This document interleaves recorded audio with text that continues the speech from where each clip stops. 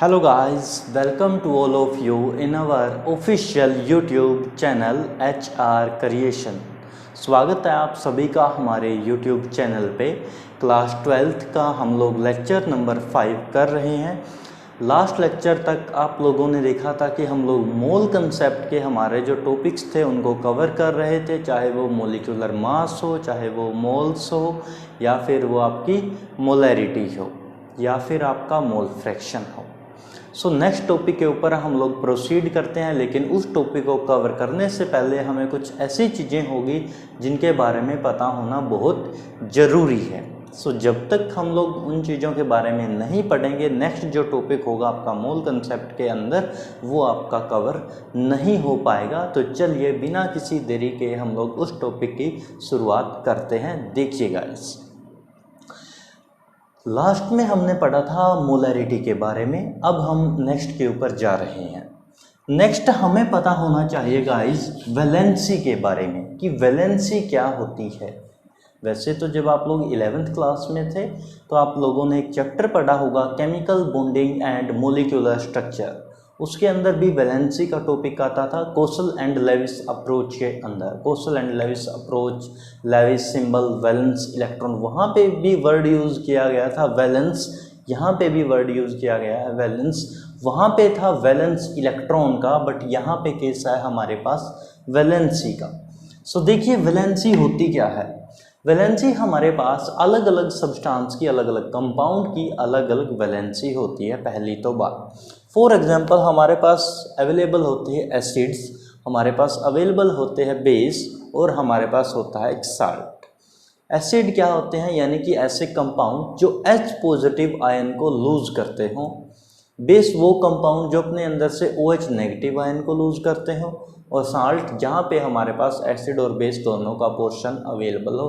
For example इन्हीं को हम दूसरे तरीके से बोलते हैं एसिड, यानी कि जिन्होंने इलेक्ट्रॉन को छोड़ दिया एक टाइप से। ऐसा तो आप नहीं कहोगे, फॉर एग्जांपल अब इलेक्ट्रॉन तो सोडियम भी छोड़ता है, बट सोडियम एक एसिड थोड़ी ना है। सो इसका मतलब हम लोग अपनी प्रोसेस को रिवर्स करेंगे, तो कैसे बोलेंगे उसको कि एसिड वो होगा जो अपने अंदर से H पॉजिटिव आयन को रिलीज करेगा, बेस वो होगा जो अपने अंदर से OH नेगेटिव आयन को रिलीज करेगा, और साल्ट वो होगा जिसके अंदर हमारे पास दोनों पोर्शन सब अवेलेबल होंगे। हम विद एग्जांपल्स उन चीज़ों को देखेंगे। सबसे पहले अगर हमारे पास बात करें हम लोग, अगर एसिड अवेलेबल है, अगर हमारे पास एसिड है और हमें एसिड की वैलेंसी बतानी है, एसिड की वैलेंसी कैसे बताएंगे, number of H positive ions के थ्रू, कि जितने हमारे पास number of H positive ion होंगे उतना ही उस सब्सटेंस की क्या प्रेजेंट होगी, वैलेंसी होगी। ठीक है, जितने number of H positive ion यानी कि वो लूज कर सकता है, उतनी ही उस सब्सटेंस की, उस कंपाउंड की, उस मॉलिक्यूल की क्या होगी, वैलेंसी होगी। दूसरा हमारे पास केस हो सकता है बेस का, कि अगर हमारे पास बेस अवेलेबल हो तो क्या होगा। अगर हमारे पास बेस है तो वहाँ पे होगा आपके पास number of OH negative ions. So यानी कि एसिड में हुए आपके पास number of H positive ions, और बेस के अंदर आप लोगों के पास हुए number of OH negative ions. अब बात आती है साल्ट की, कि फिर साल्ट के केस में क्या होगा। साल्ट के केस के अंदर चार्ज ऑफ मेटल आयंस, कि मेटल आयन का जितना चार्ज होगा वो उसकी वैलेंसी को यहाँ पे डिनोट करेगा। अब हम इन तीनों के एक बार एग्जाम्पल लेके देखते हैं, ताकि आप लोगों के अंदर जो कन्फ्यूजन क्रिएट अगर हो रही है तो वो दूर हो जाए। सबसे पहले हमने यहाँ पे लिखा था एसिड के बारे में, तो हम लोग एसिड का एग्जांपल ले लेते हैं। For example H2SO4 that is sulphuric acid. अब सल्फ्यूरिक एसिड के अंदर एक नाम है इसका सल्फ्यूरिक एसिड। अब एसिड है तो एसिड की डेफिनेशन के अकॉर्डिंग तो हम लोगों को क्या देखना होगा कि number of H positive ions. अब ये कितने number of H positive ions इसके अंदर प्रेजेंट है, इसके अंदर हमारे पास 2 H प्रेजेंट है, और अगर ये दोनों H को डोनेट कर देगा तो इसके मतलब यहाँ से क्या निकल गया, 2H पॉजिटिव। अगर 2H पॉजिटिव निकल गया तो हमें नंबर देखना है, कितना नंबर निकला है, 2। तो इसका मतलब इस H2SO4 की वैलेंसी हमारे पास हो जाएगी 2। क्लियर है गाइस, हमें नंबर देखना है, कितना नंबर था एसिड के अंदर H पॉजिटिव आयंस का जो वो लूज कर सकता है। दूसरा एग्जांपल देखिए एसिड का, हमने ले लिया HCl hydrochloric acid. HCl based एक स्ट्रॉन्ग एसिड होता है। अब HCl के अंदर कितने H प्रेजेंट है हमारे पास, एक H है। एक H का मतलब यहाँ से निकलेगा H पॉजिटिव, एक निकला है तो इसका मतलब इसकी वैलेंसी कितनी हो जाएगी गाइज, एक। अब सेकंड नंबर पे हमारे पास यहाँ पे आया है बेस। बेस के अंदर डेफिनेशन के according number of OH negative ions. Example लिया हमने NaOH का। NaOH का मतलब सोडियम हाइड्रोक्साइड। अब सोडियम हाइड्रोक्साइड के अंदर अगर मैं देखूं तो OH कितने हैं, एक OH है। एक OH है तो एक OH ही डोनेट कर पाएगा, तो इसका मतलब इसकी वैलेंसी कितनी बन जाती है, 1। नेक्स्ट एग्जांपल देखिए बेस का, CaOH device that is calcium hydroxide. अब कैल्शियम हाइड्रोक्साइड है, यहाँ पे दिया हुआ है OH को ब्रैकेट में बंद कर रखा है, उसके पैर पे है डिवाइस। सो यानी कि यहाँ पे OH जो है वो 2 बार है। OH अगर 2 बार है तो इसका मतलब वो 2 बार OH को डोनेट कर सकता है। अगर वो 2 बार OH को डोनेट कर रहा है, it means it gives a value 2, it give a number 2। जितने डोनेट करेगा उतना उसका नंबर होगा, जितना नंबर होगा उतनी ही उस कंपाउंड की हमारे पास वैलेंसी होगी।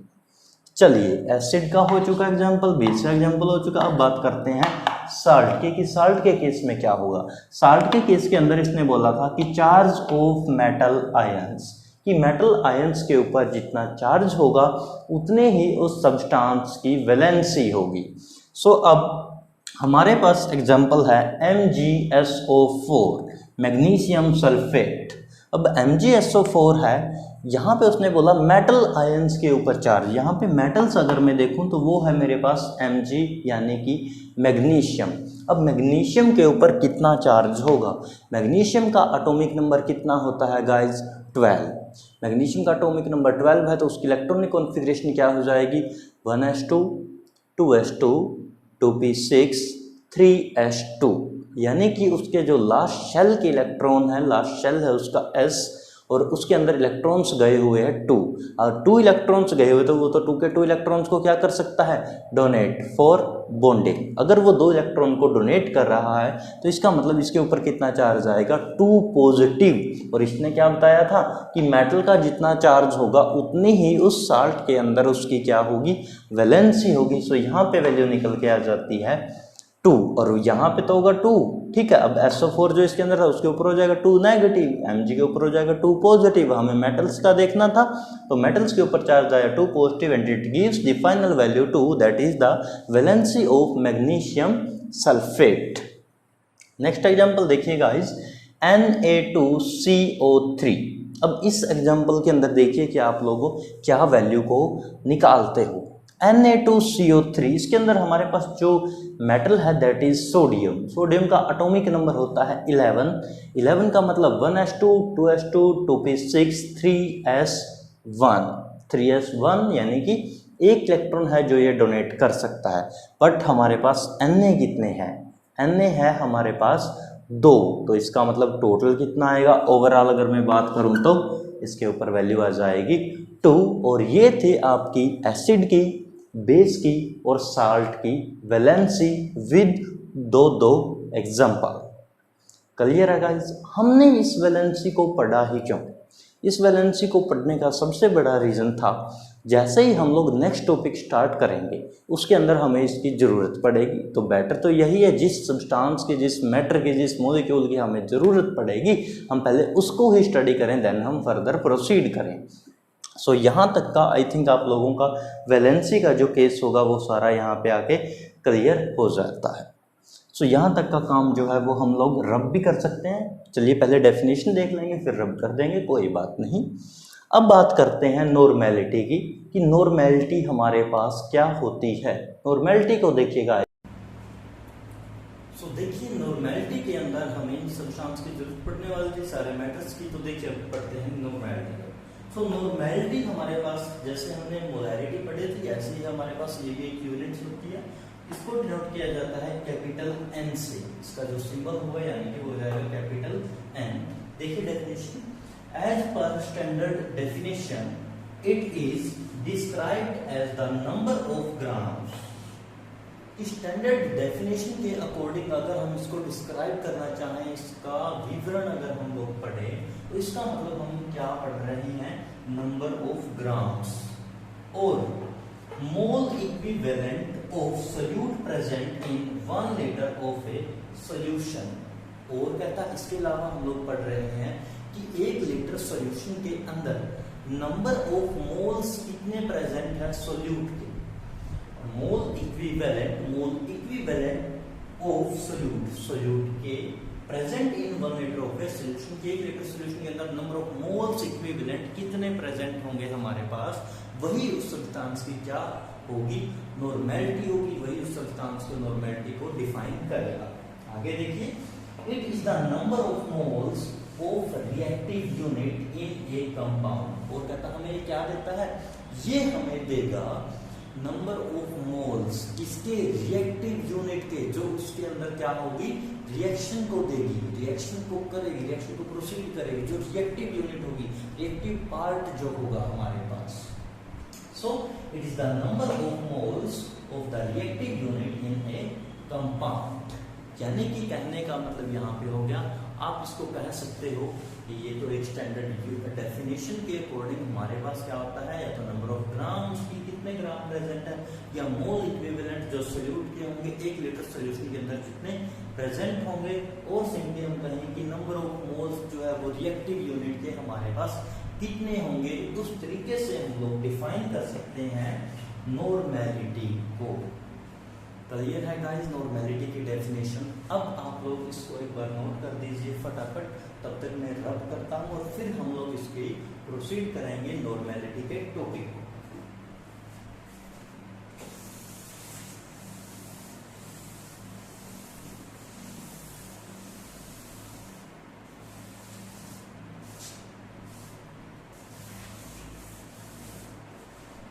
सो आई थिंक आप लोगों ने ये लिख लिया होगा, आप वीडियो को पॉज करके भी लिख सकते हो।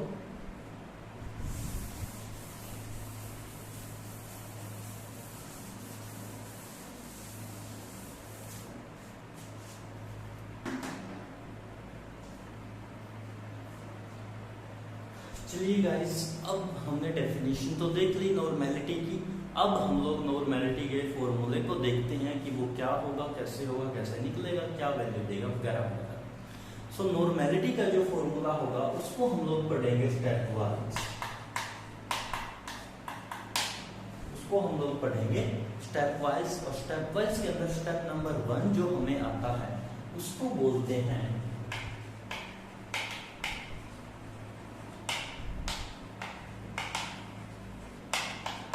हमारी डेफिनेशन के अंदर एक वर्ड आया था इक्विवेलेंट। सो हमें पहले उसका ही मतलब पता होगा तो हम आगे प्रोसीड कर पाएंगे। इसी वजह से हम लोग इसको स्टेप वाइज पढ़ेंगे, ना कि मैं सीधा फॉर्मूला रख दूंगा और आप लोगों को बोलूंगा कि इसके ऊपर आओ और वैल्यू को पुट कर दो। सो वो जो है आंसर उससे भी आ जाएगा, नो डाउट। बट अगर आप लोग चीज़ों को छोटे छोटे स्टेप्स में सीखोगे तो आप लोगों के लिए वो आसान होगा और वो कभी नहीं भूला जाएगा। बट अगर आप लोग रट्टा मार के सिर्फ एक फॉर्मूले को याद करोगे तो वो भूलना और उसके अंदर कंफ्यूजन क्रिएट होने के जो चांसेस होते हैं वो बहुत ज़्यादा होंगे। सो इक्विवेलेंट वेट हमें निकालना है, यानी कि क्या होता है इक्विवेलेंट वेट किसी भी सब्सटेंस का। उसके लिए आपके पास 2 टाइप की चीज़ें होनी चाहिए। 2 टाइप की चीज़ें ऐसी होंगी जो आप लोगों को ऑलरेडी पता है। सबसे पहले हम लोगों ने सीखा था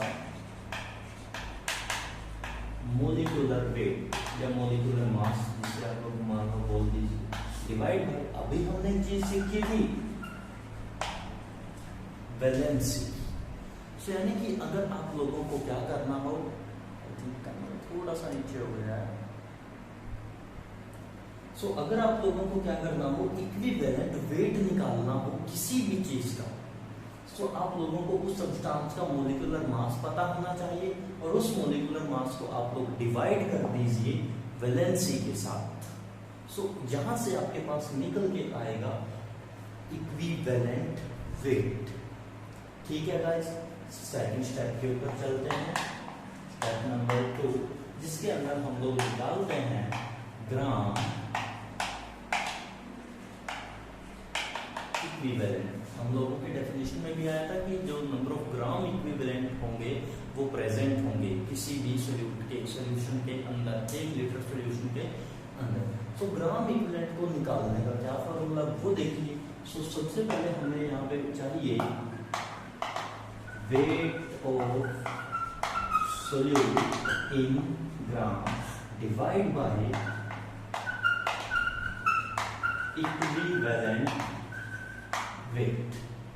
देखिए अब इन दोनों का लोग रिलेट कर सकते हो। सबसे पहले निकालेंगे नॉर्मेलिटी के लिए इक्विवेलेंट वेट। इक्विवेलेंट वेट कैसे निकलेगा? उस सब्सटेंस का मॉलिक्यूलर मास, उसको डिवाइड कर देंगे वैलेंसी से, यहां से आपके पास एक नंबर आ जाएगा।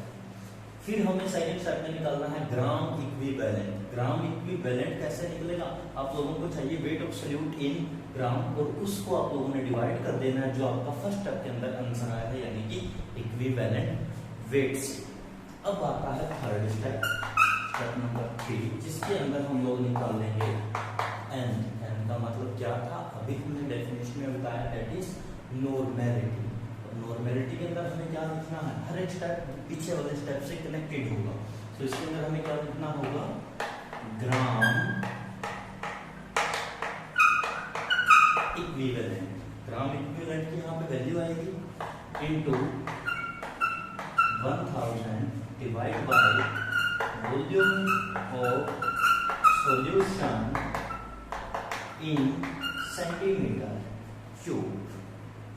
Volume of solution in centimetre cube. So यहां से ये हमारे पास क्या होगा गाइस, जो वैल्यू सेकंड स्टेप में यानी कि निकली थी, दैट इज ग्राम इक्विवेलेंट, उसको 100 से क्या करेंगे? मल्टीप्लाई करेंगे, डिवाइड कर देंगे volume of solution in the centimetre cube. So ये जो वैल्यू होगी that is the final value of normality of your numerical of your compound of your molecule. So step by step सीखेंगे, step by step करेंगे तो बहुत ही अच्छा रहेगा। ये तीनों स्टेप है नॉर्मेलिटी को निकालने के, ठीक है। अब हम इसी के बेस के ऊपर न्यूमेरिकल देखेंगे और उनको सोल्व करेंगे। एक तो न्यूमेरिकल्स में करूंगा, बाकी आप लोगों को दिए जाएंगे जो कि नेक्स्ट लेक्चर के अंदर आप लोगों से फिर पूछे जाएंगे। चलिए देखते हैं क्वेश्चन नंबर 1। देख लेते हैं क्या डेफिनेशन बोली है इसने। Calculate normality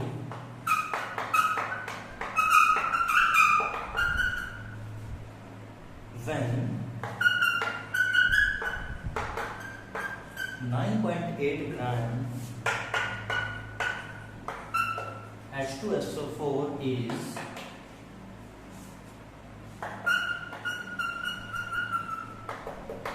present in 250 centimeter cube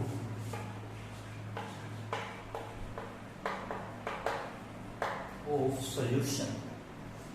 Calculate the normality when 9.8 gram H2SO4 is present in 250 centimeter cube of a solution. यानी कि हमारे पास 9.8 ग्राम H2SO4 दिया हुआ है और इसको 250 सेंटीमीटर क्यूब सोल्यूशन के अंदर डिसोल्व कर रखा है।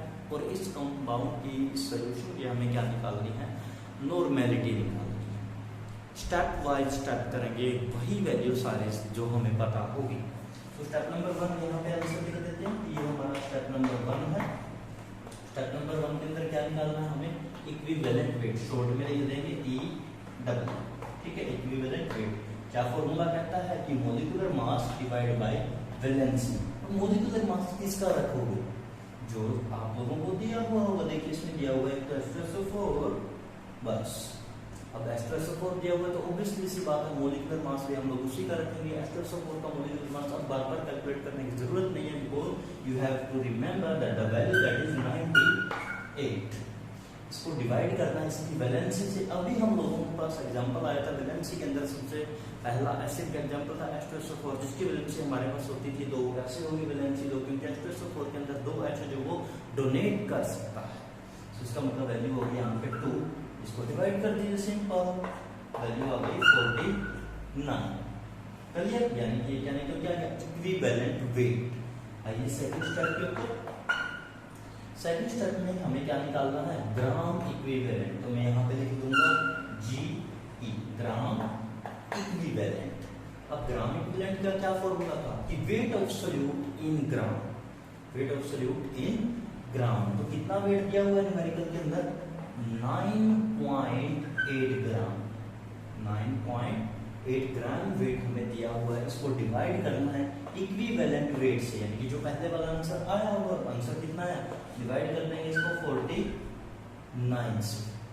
क्लियर है गाइस? आई थिंक थोड़ा नीचे हो गया तो ऊपर वाला हमें रब करना पड़ेगा। चलिए हम इसकी वैल्यू को भी कर देते हैं,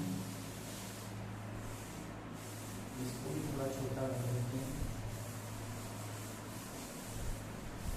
ठीक है गाइस, सो ऊपर लिखते हैं स्टेप नंबर 2 ग्राम इक्विवेलेंट, जिसके अंदर हमें वेट दिया हुआ है 9.8 और उसको डिवाइड करना है इसके इक्विवेलेंट वेट से, जिसकी वैल्यू हमारे पास आई थी 49। सो इसको क्या करेंगे, पहले तो एक पॉइंट को हटाएंगे तो नीचे क्या लगेगा 10। अब देखिए ये बन गया 98 और ये बन गया 49, तो ये कट गया 2 पे, ये कट गया 5 पे, तो 1/5। ये 1/5 क्या है आपका ग्राम इक्विवेलेंट। स्टेप नंबर 3, इसके अंदर क्या निकलेगा नॉर्मेलिटी। नॉर्मेलिटी क्या बोलेगी, ग्राम इक्विवेलेंट जो दिया हुआ था यानी कि 1/5 into 1000 divide by volume of solution. और वॉल्यूम ऑफ सॉल्यूशन अगर आप लोगों ने न्यूमेरिकल्स ध्यान से देखा हो तो वहां पे दिया हुआ था आपको 250 centimetre cube. 250 centimetre cube. So ये भी सिंपल कट रहा है, 0 के साथ 0, 25 से 25, 25 चौका 100। तो यानी कि वैल्यू हमारे पास बनती है 1/5 इंटू 4। ये आप लोग क्या कर सकते हो, सॉल्व। अब अगर आप लोग इसको सॉल्व करोगे तो आपके पास इस सब्सटेंस की क्या आ जाएगी गाइस, नॉर्मेलिटी। सो ऐसे आप लोगों को स्टेप बाय स्टेप निकालना है। अगर किसी भी स्टेप में किसी भी स्टूडेंट को कोई दिक्कत है तो गाइस प्लीज आप लोग कमेंट कर दीजिए, ताकि हमें पता चले कि जो हम लोग पढ़ा रहे हैं क्या वो आपके लिए सफिशिएंट है, आपको समझ में आ रहा है या नहीं। सो ये स्टेप बाय स्टेप पहले फॉर्मूला देखिए, फिर जो वैल्यू दी हुई है उन वैल्यू को पुट अप कीजिए। कोई वैल्यू अगर आपके पास नहीं है तो पहले उस वैल्यू को निकालिए, उन चीजों को समझिए, then put the value and find your answer.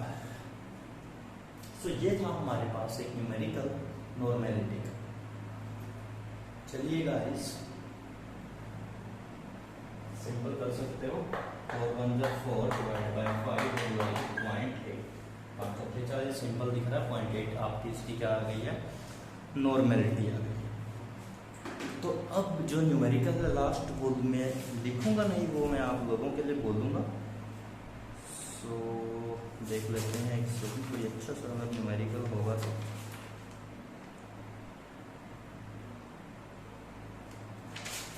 Otherwise फिर आपको नेक्स्ट टॉपिक करवाएंगे, और जब इसके क्वेश्चंस करवाए जाएंगे तब आप लोगों को और भी ज़्यादा न्यूमेरिकल्स बोल देंगे। ऑलमोस्ट हमारे पास जो मूल कंसेप्ट है वो फिनिश होने वाला है। लास्ट जो इसके अंदर बचता है गाइस वो रहता है आपका नॉर्मेलिटी के बाद सिर्फ हमें देखनी है परसेंटेज और मोलैलिटी। मोलैलिटी तो सेम ही रखेंगे, थोड़ा सा ही चेंजेस करेंगे मोलैलिटी में और मोलैलिटी में, तो वो तो एज इट इज रहेगी। जिसने अभी तक भी लास्ट लेक्चर वाली मोलैलिटी नहीं सीखी है तो पहले आप लोग उसको कवर जरूर कीजिए, क्योंकि नेक्स्ट लेक्चर में उसकी हमें ज़रूरत पड़ेगी। दूसरा हमारे पास रहता है परसेंटेज का, कि मास परसेंटेज क्या होता है, वेट बाय वेट क्या होता है, वेट बाय वॉल्यूम क्या होता है, वॉल्यूम बाय वॉल्यूम क्या होता है, इस टाइप की चीज़ें। मेनली इनसे आपके जो दवाइयाँ होती है, जो लिक्विड होती है, उनके ऊपर कभी ध्यान से पढ़ना। सो लिखा हुआ मिलेगा कॉर्नर के ऊपर कि W/V या V/V या V/W समथिंग लाइक दैट। सो वहाँ पे परसेंटेज की हमें ज़रूरत पड़ती है, और इसी के साथ हमारा यहाँ पे जो नॉर्मेलिटी सर्कुलेट मास वो परसेंटेज और मोलैलिटी के साथ आपका जो मोल कंसेप्ट है वो फिनिश हो जाएगा। और फिर हम लोग जो है नेक्स्ट टॉपिक के ऊपर आ जाएंगे और इन यूनिट्स को आपस में थोड़ा चेंजेस करना सीखेंगे। फिर हम लोग नेक्स्ट टॉपिक स्टार्ट कर देंगे फैक्टर फैक्टिंग। सो यहाँ तक का गाइस आप लोग अच्छे से पढ़िए, कोई डाउट हो तो ज़रूर पूछिए। तब तक के लिए धन्यवाद। चैनल को देखते रहिए और प्लीज़ सब्सक्राइब करना ना भूलें। आपके सहपाठियों को आप लोग ये वीडियो शेयर कर सकते हो। Thank you so much for watching this video.